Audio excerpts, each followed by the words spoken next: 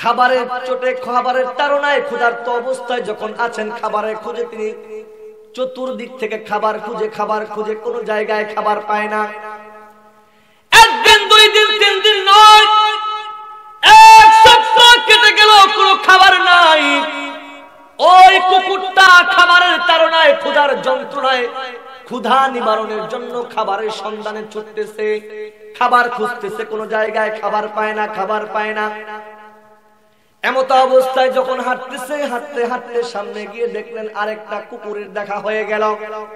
ওই কুকুরটাও বড় ক্ষুধার্ত অবস্থায় আছে। তাদের 2 জনের কথা আদান প্রদান হলো। একজন আরেকজনের সাথে বলতেছে, বন্ধু তুমি তোমার কি অবস্থা, তোমার হালত একটু খুলে বলো।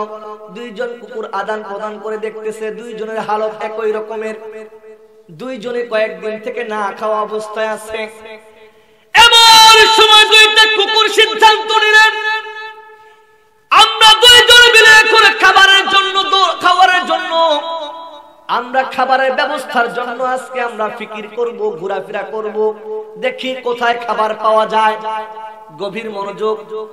বাবা, যার পেটে ক্ষুধা সেই বুঝে ক্ষুধার কত যন্ত্রণা, কথা বলেন ঠিক কিনা?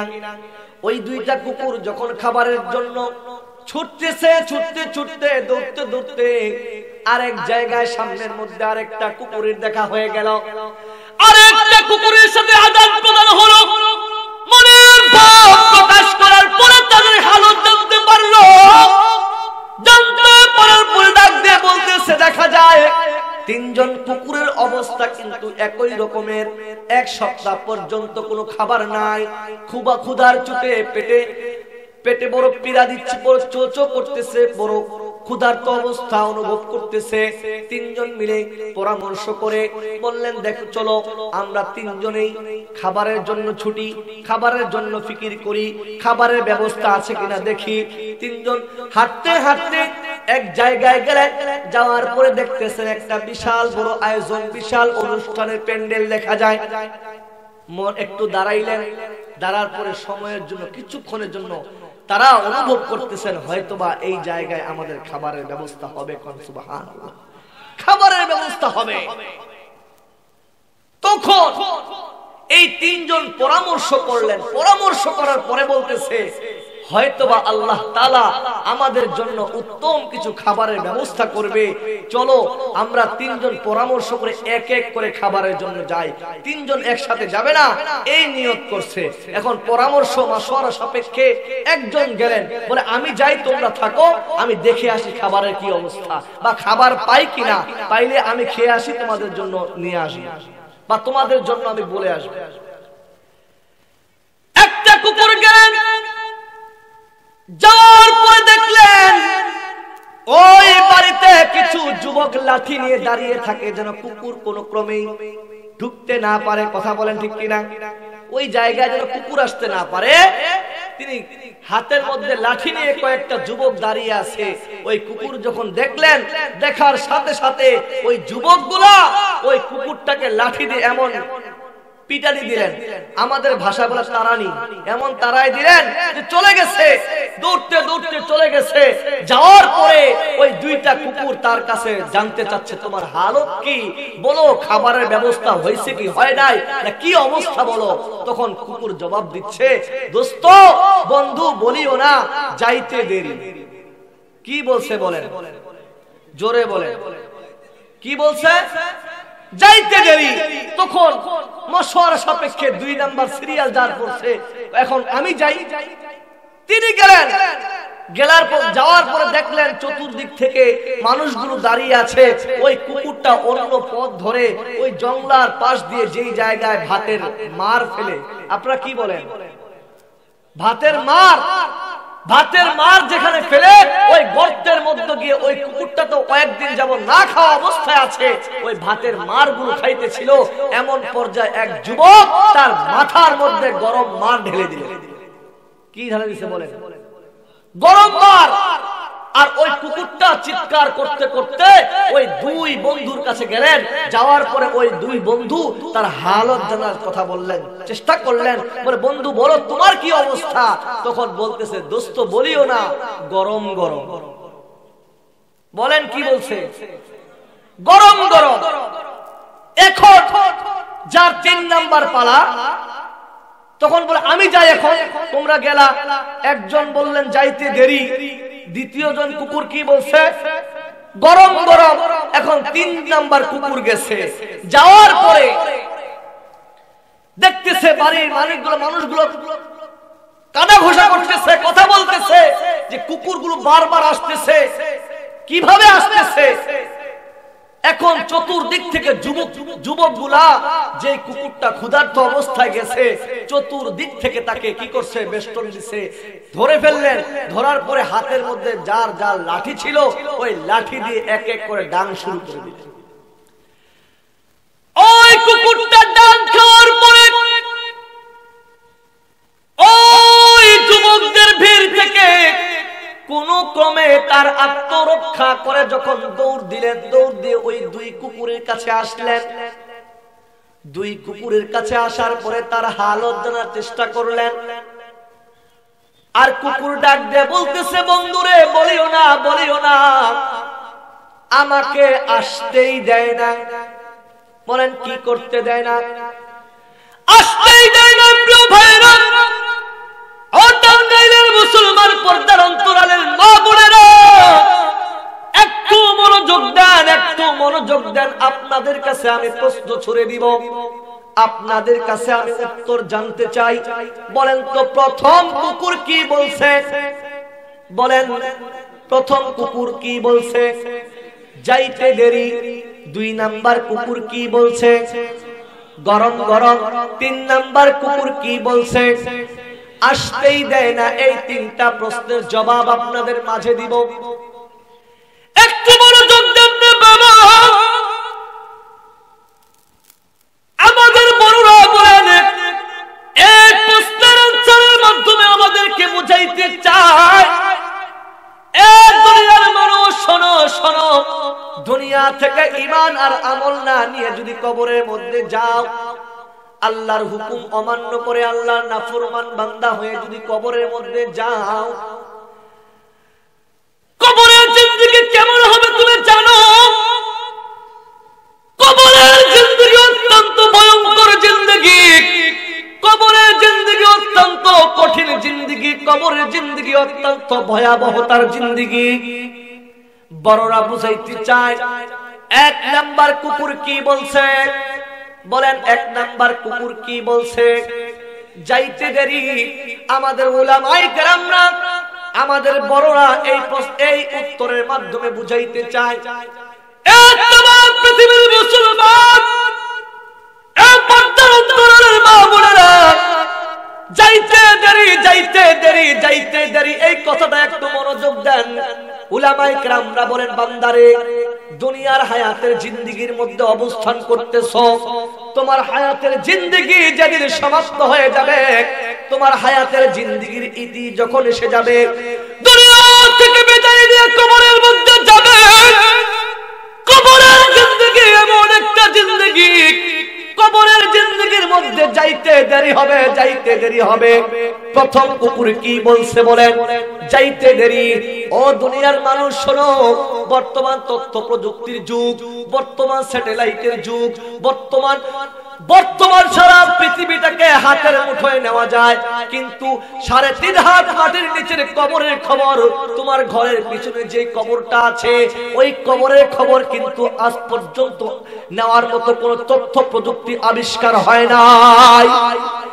এই জন্য বলতেছি, বড়রা বুঝাইতে চেয়েছে, ও তমাম পৃথিবীর মানুষ শোনো, ও টাঙ্গাইলের মুসলমান, ও আমার মা বোনেরা, ও যুবক ভাইরা, বৃদ্ধ বাবারা শোনো, আজকে কেন তুমি আল্লাহর হুকুম নামাজ ছেড়ে দাও? কেন আজকে চুরি করো, ডাকাতি করো, বদমাইশি করো? আজকে কেন জেনার কাজের সাথে লিপ্ত হও? আজকে কেন ভাইয়ের বড়ের সম্পদ হরণ করে বাবা সন্তানকে তার সম্পদ থেকে বঞ্চিত করে, সন্তান বাবার হক আদায় করে না, বাবা তার সন্তানের হক আদায় করে না, মা তার মেয়ের হক আদায় করতে পারে না।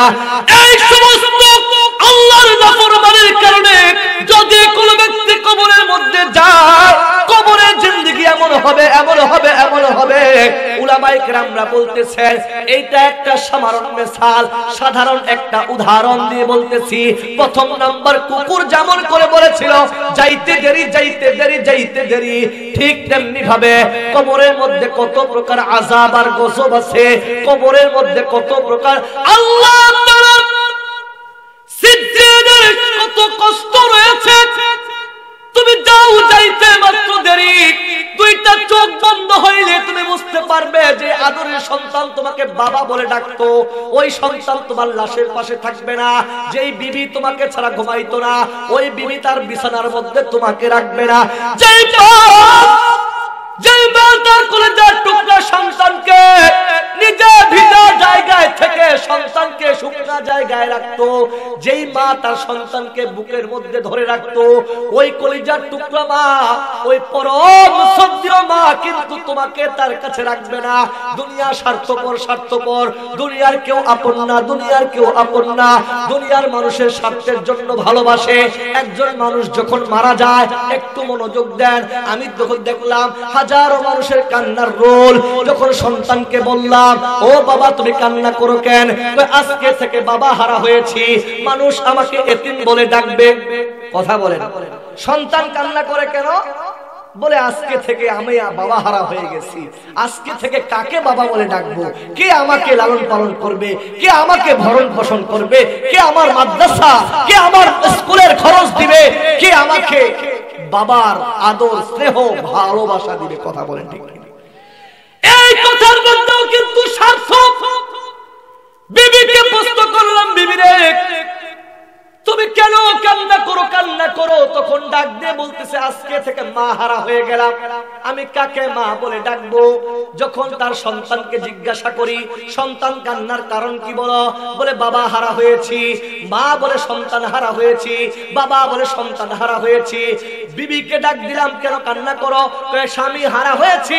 দুনিয়ার মানুষকে যখন ডাক দেই বলে এক একটা কারণ দেখায়, এই কারণের মধ্যে স্বার্থ আছে। কেমন স্বার্থ, কেমন স্বার্থ?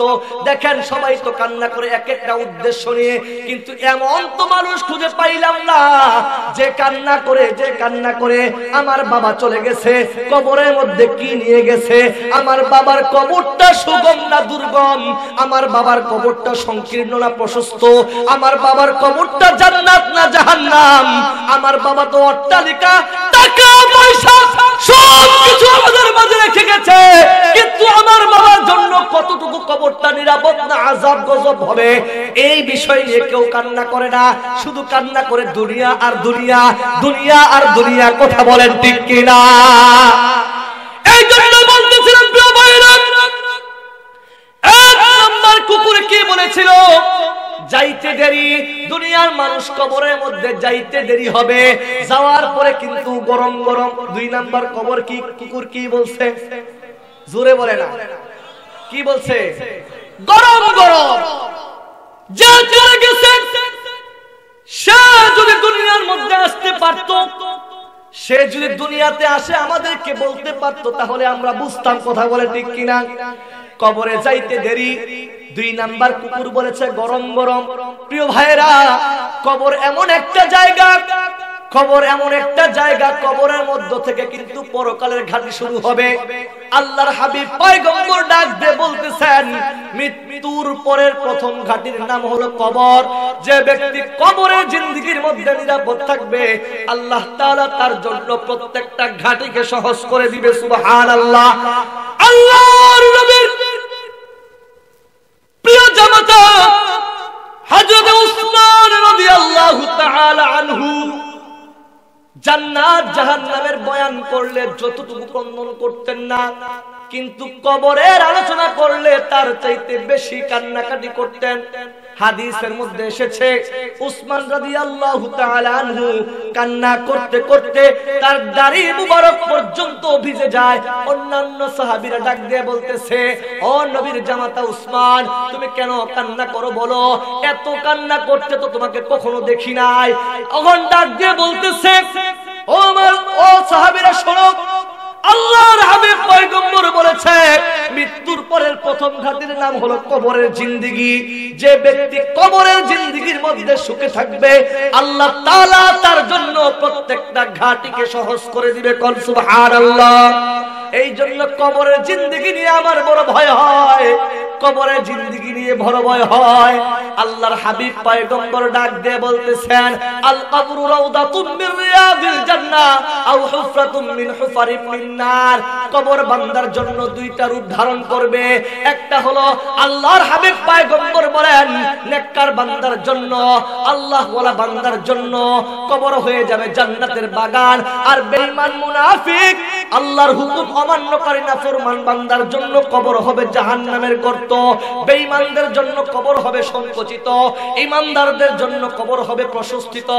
বেঈমানদের জন্য কবর হবে সিজ্জিন, আর ঈমানদারদের জন্য কবর হবে ইল্লিন। আল্লাহ তাআলা কবরের জিন্দেগি থেকে পরকালে মুমিনদের জন্য জান্নাতের নিয়ামত, আল্লাহ জান্নাতের নিয়ামতের মাধ্যমে ইল্লিনের ব্যবস্থা করবে।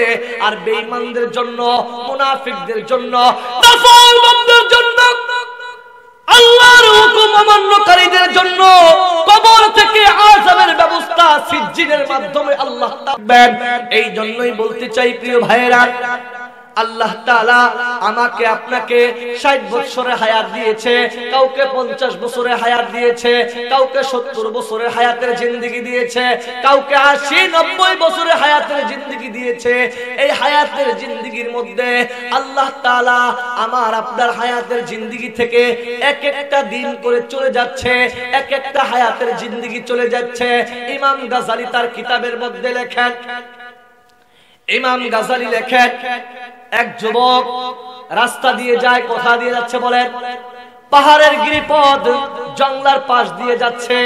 যাওয়ার পথে যুবকটা মনের আনন্দে যায়, কিন্তু যুবক পিছনের দিকে তাকানোর পর দেখতেছে, পিছনের দিকে তাকিয়ে দেখতেছে যে পিছন দিক থেকে এক হিংস্র প্রাণী, বাঘ অথবা সিংহ, যারা মানুষকে খেয়ে ফেলে, ওই সিংহ অথবা বাঘ পিছন দিক থেকে ওই যুবককে ধাওয়া করছে।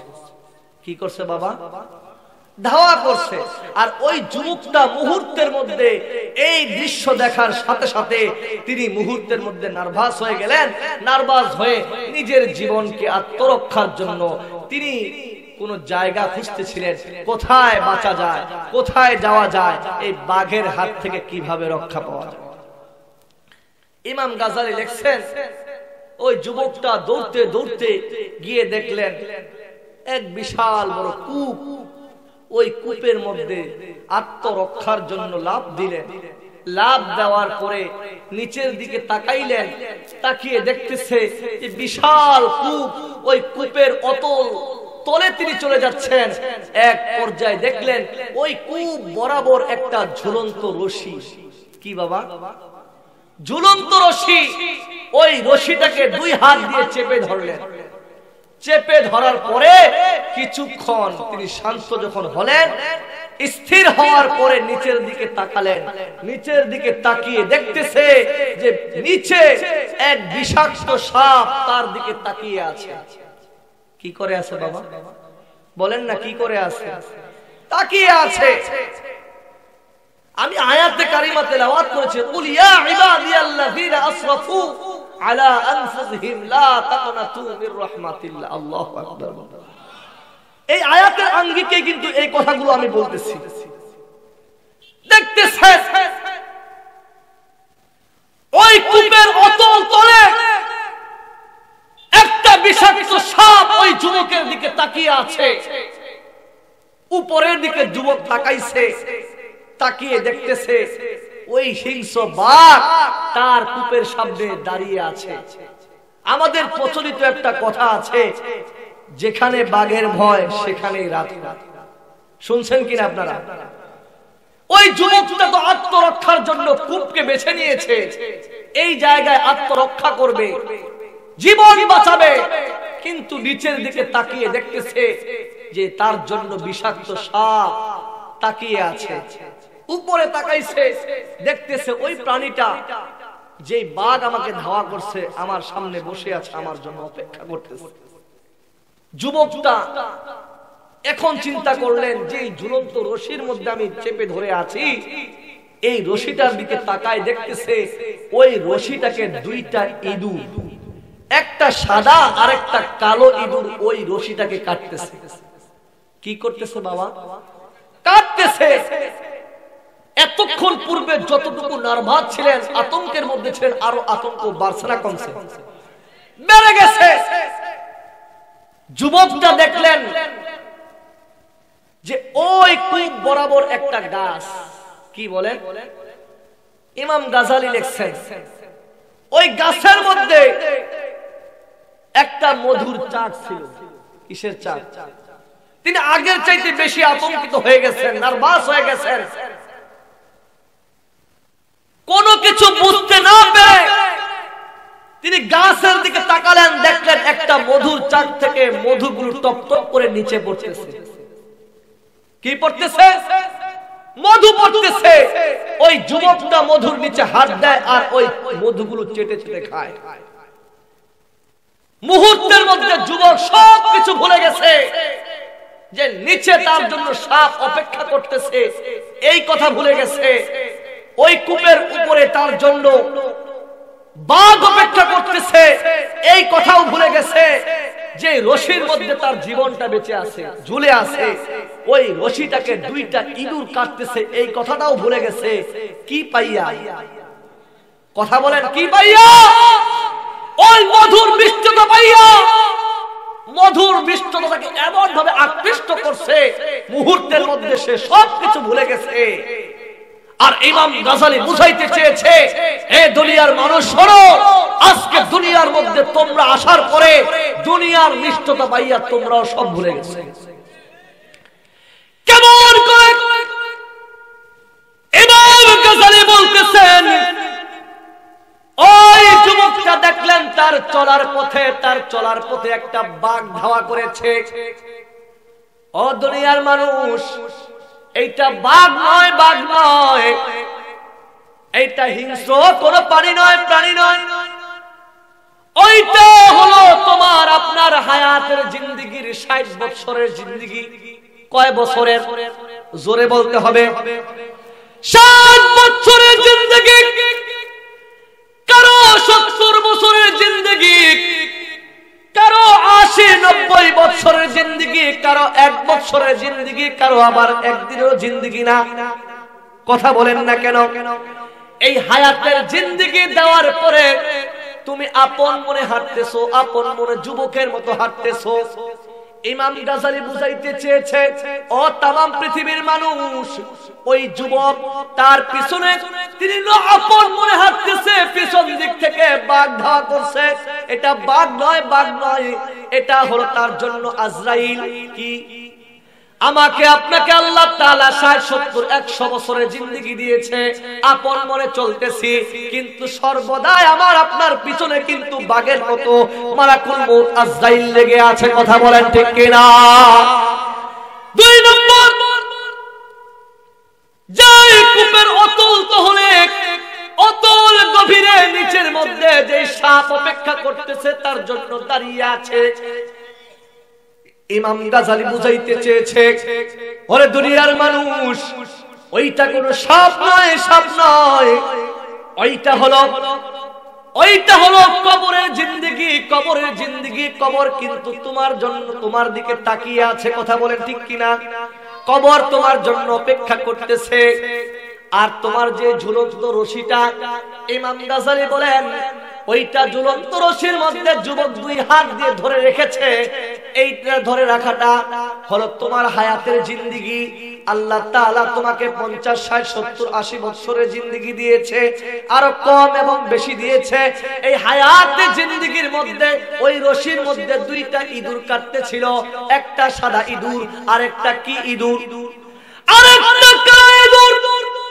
ঠিক তেমনি ভাবে যুবক ভাইরা, টাঙ্গাইলের মুসলমানেরা, পর্দার অন্তরালের মা বোনেরা শোনো শোনো, আল্লাহ তাআলা তোমার আমার হায়াতের জিন্দেগির মধ্যে একটা দিন নামক ইঁদুর দিয়েছে, একটা সাদা ইঁদুর দিয়েছে, একটা রাত নামক কালো ইঁদুর দিয়েছে। এই দিন এবং রাত তোমার আমার হায়াতের 60 বছরের জিন্দেগি থেকে দিন এসে দিনের হায়াতের জিন্দেগি শেষ করে দিচ্ছে, রাত এসে রাতের হায়াতের জিন্দেগি চলে যাচ্ছে। এমন করে 60 বছরের জিন্দেগি থেকে এক একটা দিন ফুরিয়ে আসতেছে, মৃত্যুর দিকে ধাবিত হচ্ছি। আর যুবককে দেখলেন একটা মধুর চাক, ওই গাছ বরাবর মধুর চাক, ওই মধুর চাক নয়, মধুর চাক নয়, ওইটা হইল ওরে যুবক, ওইটা হইল দুনিয়া। দুনিয়া ওই মিষ্টি পাইয়া, ওই মধুর মিষ্টতা পাইয়া যেমন ভাবে সব ভুলে গেছে, আজকে আমরা মৃত্যুর কথা ভুলে গেছি, আজকে আমরা কবরের কথা ভুলে গেছি, আজকে আমরা আজরাইলের কথা ভুলে গেছি, আজকে আমরা সব ভুলে গেছি।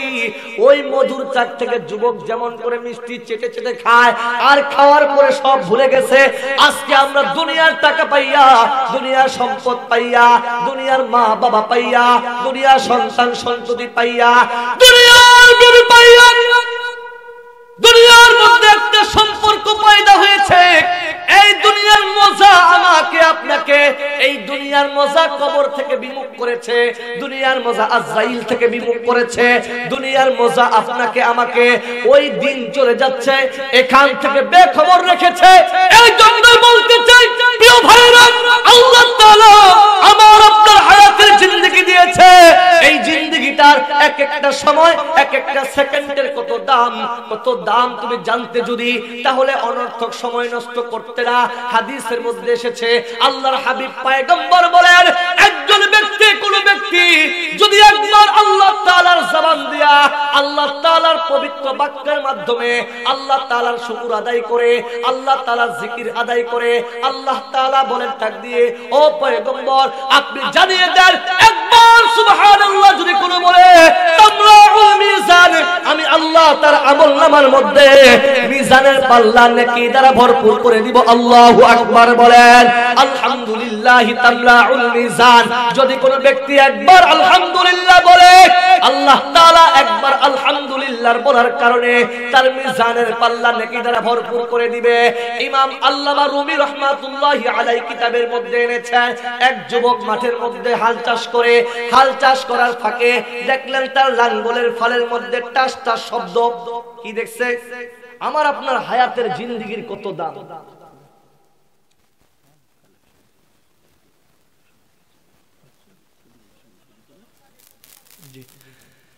যুবক হাল চাষ করতেছিল, এমন পর্যায়ে দেখলেন যুবকের লাঙ্গলের ফালের মধ্যে শব্দ বেজে আসছে। একটু গভীর মনোযোগ দিবেন, আমার আপনার হায়াতের জিন্দেগির কত দাম। আল্লাহু আকবার বলেন। আমাদের একটা সেকেন্ডের কত দাম, এই কথাটা বোঝানোর জন্য আল্লামা রুমি তার কিতাবের মধ্যে লিখেছেন, যুবক মাঠে হাল চাষ করে এক পর্যায়ে লাঙ্গলের ফালের মধ্যে শব্দ বেজে উঠছে। কি বেজে উঠছে বাবা? শব্দ পাইছে। শব্দ পাওয়ার সাথে সাথে ওই যুবক তার কি করলেন? যুবক সঙ্গে সঙ্গে হাল চাষ বন্ধ করে দিলেন। যেই জায়গায় শব্দ হয়েছে ওই জায়গাটা মাটি খনন করতেছেন। মাটি খনন করার পরে যুবক দেখলেন এই মাটির নিচে একটা কলস পাওয়া গেছে। জোরে কথা বলবেন, কি পাইছে? জোরে বলেন আল্লাহু আকবার। কলস পাওয়ার পরে যুবকটা ওই কলসটা দেখলেন ঢাকনা দ্বারা ঢাকা অবস্থায় আছে। যুবকটা বড় আশা নিয়ে, বড় প্রত্যাশা নিয়ে যুবক কি করলেন? ঢাকনার কলসের মুখ খুললেন। মুখ খুলে দেখতেছেন ছোট ছোট কি যেন পাথরের মতো দেখা যায়, মার্বেলের আকৃতির মতো। বলেন কিসের মতো? মার্বেলের মতো দেখা যায়। যুবকটা যেই আশা নিয়ে, যে প্রত্যাশা নিয়ে, যেই মনের আনন্দ নিয়ে যুবকটা ওই কলসের ঢাকনা খুললেন, মুহূর্তের মধ্যে মুখটা মলিন হয়ে গেল। আর মনে মনে বলতেছে, মানুষ তো মাটির নিচে কত দামি দামি সম্পদ পায়, গুপ্তধন পায়। আমিও তো মনে করেছিলাম হয়তোবা কোনো না কোনো গুপ্তধন রব্বে কারীম আমার জন্য ব্যবস্থা করেছে। এখন দেখতেছি গুপ্তধন তো দূরের কথা, মার্বেলের মতো পাথর দেখা যায়। কিসের মতো পাথর? জোরে বলেন, কিসের মতো পাথর? মার্বেলের মতো পাথর দেখা যায়। এই কারণেই যুবক চিন্তা করতেছে, আর মুহূর্তের মধ্যে নার্ভাস হয়ে গেছে, মলিন হয়ে গেছে। যাই হোক, মার্বেল তো পাইছি ফের। তখন এই কলসটা তিনি বাড়িতে নিয়ে গেছে। বাড়িতে নিয়ে যায়, ওই যুবকের একটা অভ্যাস ছিল গুলাইল। আপনারা গুলাইল চিনেন? কি বলেন আপনারা এটাকে? গুলাইল। ওই গুলাইল তিনি মাঝে মাঝে গুলাইল নিয়ে পাখি মারতে যায়। এই গুলাইলের পাথরের প্রয়োজন আছে কিনা বলেন তো? বাঠই। আপনাদের এলাকা কি বলে? বাঠই। যে এই বাঠই দিয়ে কি করে পাখি মারে? পিছনে একটা পাথর লাগায়, লাগায় কিনা বলেন? যুবক চিন্তা করলেন, যেহেতু আমি প্রতিদিন বাঠই নিয়ে যাই, পাখির পিছনে মারি, যাই হোক এক কলস তো পাথর পাইছি। কি পাইছি বলেন? এক কলস তো পাথর পাইছি, আর তো উড়াইতে হবে না। প্রতিদিন এক মুষ্টি অথবা হাতের মধ্যে এতগুলো মার্বেল নেয়, পাথর নেয়, পকেটের মধ্যে রাখে, আর বাঠই দিয়ে পাখির পিছনে মারে। একদিন, 2 দিন, 3 দিন এমন করতে করতে যুবক সমস্ত পাথরগুলো প্রায় শেষের দিকে। কিসের দিকে? শেষের দিকে। এক পর্যায়ে যুবক পাখি মারতে মারতে রাস্তা দিয়ে যাচ্ছে, তার এক বন্ধুর সাথে দেখা হওয়ার পরে তিনি বন্ধুর সাথে আলাপচারিতা, কথোপকথন হওয়ার পরে 2 বন্ধু মিলে একটু শহরের দিকে যাচ্ছে। তাই বলেন, পকেটের মধ্যে কয়েকটা মার্বেল আছে, কয়েকটা মার্বেল আছে। ওই শহরের দিকে যাইতে যাইতে এক দোকানের পাশে গিয়ে দাঁড়াইলেন, যেই দোকানটা অত্যন্ত চমৎকার এক দোকান, চাকচিক্যময় স্বর্ণকারের দোকান। কিসের দোকান বলেন তো? আপনারা দেখছেন না স্বর্ণকারের দোকান কি সুন্দর না? চকচক করতেছে। ওই 2 যুবক ওই দোকানের পাশে গেছেন, আর ঘোরাফেরা করার পরে বলতেছেন, এই দোকানটাই সবচেয়ে সুন্দর দোকান। কি বলে? সবচেয়ে সুন্দর দোকান। তখন যুবক লক্ষ্য করে দেখলেন, যেই পাথর দিয়ে আমি পাখি মারি, কি মারি? কথা বলেন না কেন? পাখি মারি। ওই পাথরটা ওই দোকানের এমন একটা জায়গায় রাখা আছে, যেই জায়গাটা সবচেয়ে আকর্ষণীয় জায়গা, দোকানের সবচেয়ে ভালো জায়গা।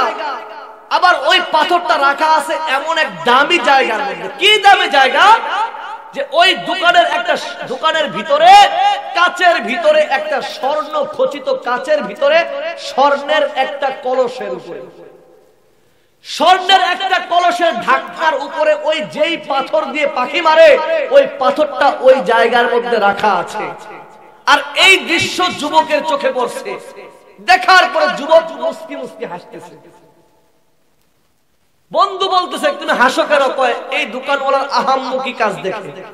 আহাম্মকি বুঝেন? আমাদের এলাকায় আহাম্মক বলে, বোকা বলে। কি বলে? এই বোকার কাজ দেখে। কি তেমন বোকামি করেছে? এক বন্ধু আরেক বন্ধুকে বলতেছে আর হাসতেছে। কি তেমন বোকামি করেছে বলো? কয়, দেখো না দোস্ত, যেই পাথরটাকে আমি পাখির পিছনে উড়াই দেই, আর ওই পাথরটাকে এই দোকানের মধ্যে সবচেয়ে দামি জায়গার মধ্যে স্বর্ণের গ্লাসের, স্বর্ণের কলসের উপরে, স্বর্ণের ঢাকনার উপরে সাজায় রাখছে। এর মতো বোকা কি আর কেউ আছে নাকি বলে? তখন 2 বন্ধু হাসাহাসি করতেছে। কি করতেছে ভাই বলেন না? কি করতেছে? হাসাহাসি করতেছে। আর এই দৃশ্য ওই দোকানওয়ালা দেখতে পাইছে। তো মতলব তো বেশি ভালো না, 2 জন যে কেন হাসতেছে? আমার দোকানকে কেন্দ্র করে আমার দিকে তাকাইয়া বের হয়ে ওই 2 যুবককে ধরলেন। ধরার পরে বলতে, তোমাদের হাসির রহস্য বলো, হাসির কারণ কি বলো? তারা বলতে ইচ্ছুক না, বলতে চায় না। এক পর্যায়ে বলতে বাধ্য করাইছে যে তোমাকে বলতেই হবে, নাইলে এখান থেকে ছেড়ে দিব। ভাই, আমাদের হাসির কারণ আপনার আহাম্মকি, নির্বুদ্ধিতার পরিচয় পাওয়ার কারণে, আপনার বোকামির কারণে। আমি কি এমন বোকামি করেছি? কি নির্বুদ্ধিতার পরিচয় দিয়েছি? কয় আপনার দোকানটা দেখলাম বাজারের সবচেয়ে সুন্দর দোকান, আপনার দোকানটা বাজারের সবচেয়ে আকর্ষণীয় দোকান, আপনার দোকানটা বাজারের সবচেয়ে দামি দোকান। আপনার দোকানের মধ্যে একটা বিষয় লক্ষ্য করলাম, দেখলাম দামি একটা জায়গার মধ্যে স্বর্ণ খচিত গ্লাসের ভিতরে স্বর্ণের একটা কলসের স্বর্ণের ঢাকনার মধ্যে একটা সামান্য পাথর রাখছেন কেন? এই কথা বলার সাথে সাথে দোকানওয়ালা ডাক দিয়ে বলতেছে, যুবক, তুমি কে বলতেছো এটা সামান্য পাথর? না না, এটা সামান্য কোনো পাথর না, সামান্য কোনো পাথর না। আমি তো মনে করি এই গোটা রাজ্যের মধ্যে, গোটা দেশের মধ্যে, গোটা এলাকার মধ্যে এই পাথরের মতো দামি সম্পদ আমি ছাড়া দ্বিতীয় কোনো মালিক নাই। আল্লাহু আকবার বলেন। এটা দামি এমন একটা পাথর, এই পাথরটা এত দামি, এইটা সাধারণ কোনো পাথর নয়, সাধারণ কোনো পাথর নয়, এইটা হলো 7 রাজার ধন। আল্লাহু আকবার বলেন। এইটা হলো 7 রাজার ধন, মানিক। আমি তো মনে করেছি এই মানিকের মালিক তো আমি গোটা। তুমি কি আমাকে বোকা পেয়েছো? তুমি কি আমাকে বোকা পেয়েছো? আমাকে তুমি যেভাবে ইচ্ছা সেভাবে বুঝাবে, আমাকে বলবে তুমি এটা দামি পাথর। আমি যে এমন কত পাথর পাখির পিছনে উড়াইয়া দিছি, কথা বলেন ঠিক কিনা? আমি যে এমন কোন পাথর শত শত পাথরগুলিকে বাঁধয়ে করে পাখির পিছনে মারছি, আর এই পাথরগুলো কোথায় উড়ে উড়ে গিয়ে পড়ছে। তুমি আমার সাথে মজা করতেছো, তুমি আমার সাথে তামাশা করতেছো, তুমি আমার সাথে কি মজা করতেছো? মজা করার জায়গা পাও নাই। এই কথা বলার সাথে সাথে দোকানওয়ালা বলতেছে, এই যুবক, তুমি কি বলতেছো? এমন পাথর তুমি কোথায় উড়াইছো? বলে কত বাঁধই দিয়ে পাখির পিছনে উড়াইছি, হাজার হাজার শত শত পাথরকে উড়াই দিছি। কয় তুমি মনে হয় ভুল করছো, তুমি এই পাথর ব্যবহার করো নাই। কয় না, আমি এই পাথরগুলোই ব্যবহার করেছি। কয় তোমার কাছে কি এই পাথর আছে? তখন যুবক বকর পকেট থেকে তার 2-3টা পাথর ছিল বের করে যখন রাজার ওই দোকানওয়ালার সামনে তুলে ধরলেন, মুহূর্তের মধ্যে দোকানওয়ালা তার দিকে তাকিয়ে আছে, হতভম্ব হয়ে গেছে। হতভম্ব হয়ে তার যে সম্মানিত চেয়ার ছিল, ওই সম্মানিত চেয়ারটা খালি করে দিলেন, উঠে গেলেন। উঠার পরে যুবককে বসার ব্যবস্থা করে দিলেন, আর বলতেছে, বলো বলো, তুমি কোন দেশের রাজার রাজপুত্র? তুমি কোন দেশের বাদশার সন্তান? ডাক দিয়ে বলতেছে, না না, আমি কোন বাদশার সন্তান না, আমি হইলাম ওই এলাকার গরিব কৃষকের সন্তান। কই এই দামি সম্পদ কোথায় পেয়েছ?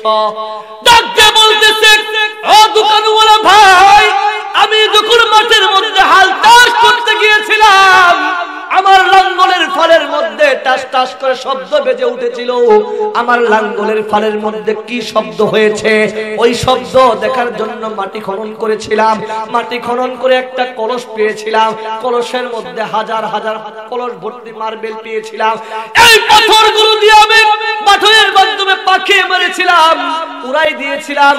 এই কথাটা তারপরও কিন্তু যুবকের বিশ্বাস হয় না, যেটা দামি পাথর। দামি পাথর এক সময় তিনি বুঝতে পেরেছেন এটা দামি পাথর। এটা দামি কেমন পাথর? এটা মানিক, 7 রাজার ধন মানিক। এটা এমন একটা পাথর যেই পাথরের মূল্য সারা পৃথিবীর সমান। সুবহানাল্লাহ। এই কথাটা বোঝার পরে যুবক মুহূর্তের মধ্যে নার্ভাস হয়ে গেলেন, চিন্তায় পড়ে গেলেন। আল্লাহকে ডাকতে বলতেছে, আল্লাহ, আমি তো কত দামি সম্পদ পাথরকে না চিনার কারণে মানিকটাকে পাথরকে আমি অনর্থক পাথর মনে করে, সাধারণ পাথর মনে করে, আমি তো গুলাইলের পিছনে করে, আমি তো বাঠয়ের পিছনে করে এই পাথরটাকে আমি হারাই ফেলছি, চিনতে পারি নাই এই পাথরের কত মূল্য। এই জন্যই বলতে চাই প্রিয় ভাইরা, পর্দার অন্তরালের মা বোনেরা, ও তালকাইলের মুসলমান বাবারা, ও যুবক ভাইরা, মা বোনেরা, আপনি জানেন না আল্লাহ আপনার হায়াতের জিন্দেগির মধ্যে 60 বছরের জিন্দেগি দিয়েছে। এই 60 বছরের মধ্যে দিন এবং রাত আছে, রাতের মধ্যে ঘন্টা আছে। তোমার এক একটা দিন, এক একটা মাস, সপ্তাহ, এক একটা ঘন্টা কত দামি, কত দামি, এক একটা সেকেন্ডের কত দামি। ইমাম আল্লামা রুমি বলতেছেন, একবার যুবক যদি তার হায়াতের জিন্দেগির জবানকে আল্লাহ তাআলার প্রশংসার মাধ্যমে বলে সুবহানাল্লাহ, একবার যদি বলে আলহামদুলিল্লাহ, একবার যদি আল্লাহু আকবার, আর তার সময়টাকে যদি আল্লাহর কোরআনের জন্য ব্যয় করে, আল্লাহর কোরআনের জন্য ওয়াকফ করে, দ্বীনের জন্য ওয়াকফ করে, ওই যুবকটা যেমন ভাবে দামি পাথরকে না চিনার কারণে ব্যয় করেছে, আজকে আমরা আমার হায়াতের জিন্দেগির সময়টাকেও না বুঝার কারণে, না মানার কারণে, মূল্যায়ন না করার কারণে আজকে আমি আমার সময়ের গুরুত্ব বুঝি নাই, আমি জানতেও চাই না এই হায়াতের জিন্দেগির দাম কত। একবার সুবহানাল্লাহ বললে আল্লাহ তাআলা তোমার আমার আমলনামার মধ্যে মিজানের পাল্লা নেকি দ্বারা ভরপুর করে দিবে। বলেন আল্লাহু আকবার।